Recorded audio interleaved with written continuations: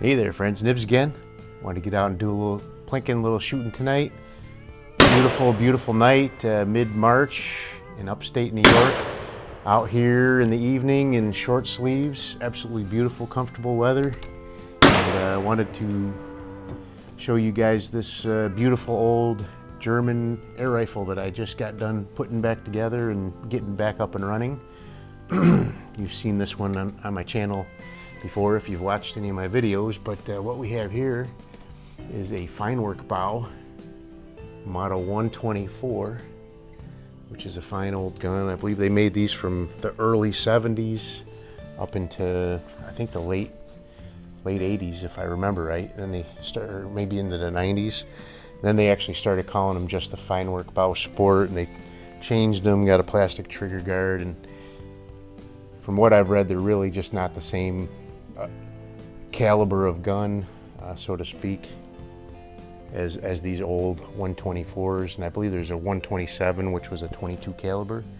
But this one had the dreaded crumbly piston head, like most of them will, from what I read online. But I got it at a good price, so I went ahead and pulled the trigger on it, so to speak. But did a little video on me tearing it down and putting that new piston head in. First couple half dozen shots had some dieseling going on, but it's really cleared up nice and shooting nice and smooth now. I don't know if you heard that in that cocking stroke. Very quiet, almost no noise at all coming through the spring. She closes up nice and easy, nice and tight. I don't think this gun was shot much, if at all, before I got it. I think it just sat around and the piston head crumbled on it. So that pellet went right through that can without knocking it over, as is with these air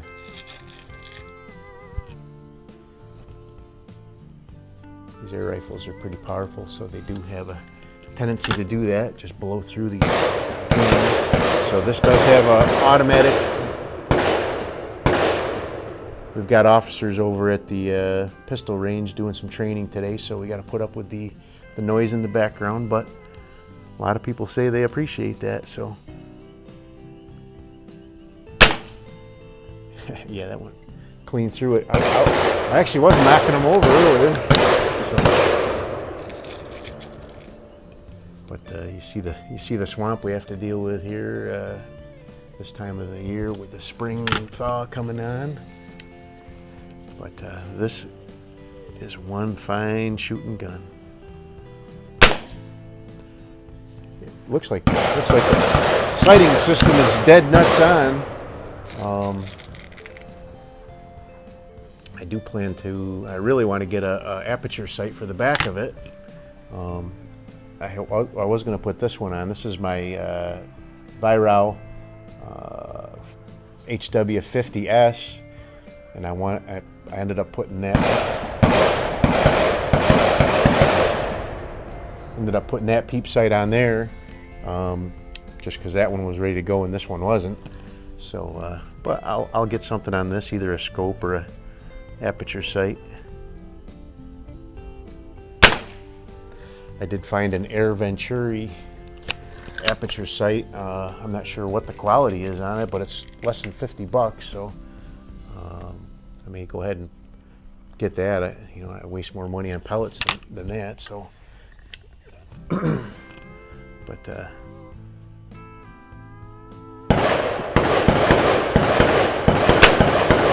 there, I finally knocked one over.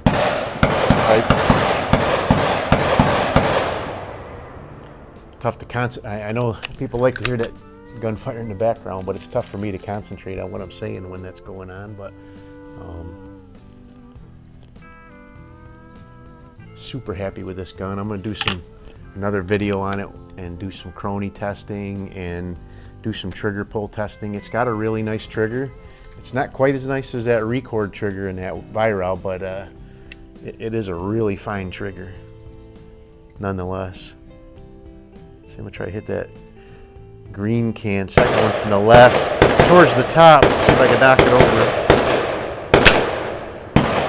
I I hit it at the top, but I just want to clean through it again.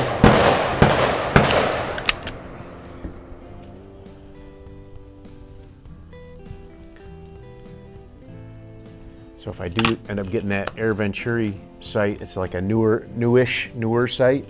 I'll probably put this one, which I believe is an older anschutz sight. It's not marked anywhere on it, but I've seen some other posts online that showed a peep sight like this on anschutz target rifles. So I'll probably put this on the older Feinwerkbau and then put the Air Venturi on the newer HW50S. So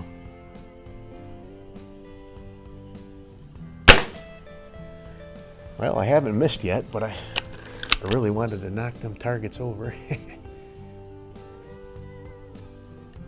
kind of wish I forgot to put my bell up before I started. I wanted to ring the bell.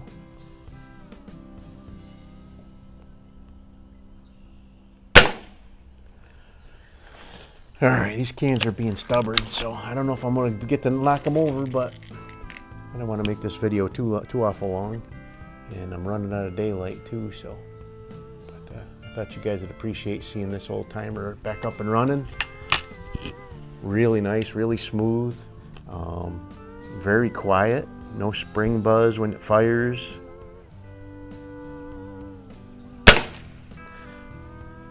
I did.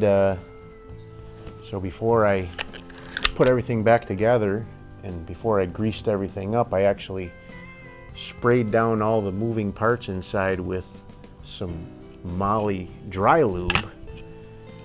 I don't know if that's going to help, or I'm sure it won't hurt anything, but I'm going to try to hit that can that I did knock over on the bottom. That's a smaller target. Let me see what I can do with that. Oh yeah, easy peasy. This gun is very accurate. She's shooting nice. So the first, like I said, the first half dozen shots, because I had put some oil in there to get the piston to slide in easier. But it was dieseling pretty good the first half dozen shots or so, but now it's really smoothed out, really nice and quiet. No spring buzz, no spring noise when you cock it. Just very quiet. I'm sure that mic is picking up the fact that there's no noise. Well, there was a little bit of squeak from the piston seal there, but that's just new and getting broken in. So, but a couple of the air rifles I have, like my Ruger Airhawk and the Chinese ones that I got, those things you hear as the spring is compressing, sounds like an old bed spring or something. I really do not like these automatic safeties on these guys. So anyway, they're being stubborn. They're not going to knock over for me, but anyway, really cool old gun. I'm very pleased. I got this for a really good price. The guy did not have it listed. He had it listed as nice condition, but he did not list whether it was working or not working. So I can't really fault him for, I guess, for it absolutely not working, because he didn't list it as a working gun.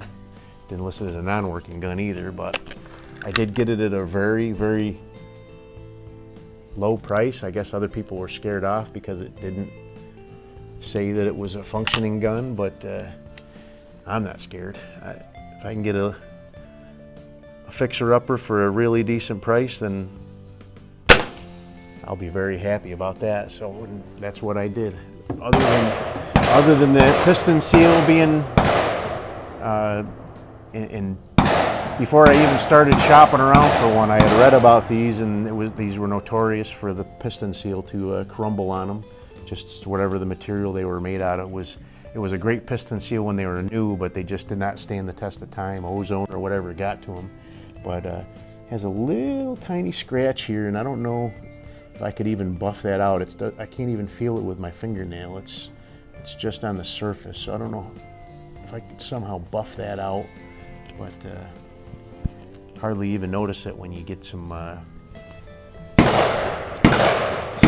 furniture polish on this, what I put on there earlier. But other than that, it's a really beautiful gun, and now it's a beautiful shooting gun. Took a while, a couple days to get the parts, but I guess you got to be patient when you're working on things like this. But anyway, I hope you guys really liked the video. If you did, go ahead and like, share, and subscribe. Hit the notification bell and you'll be notified when I do post up new videos. And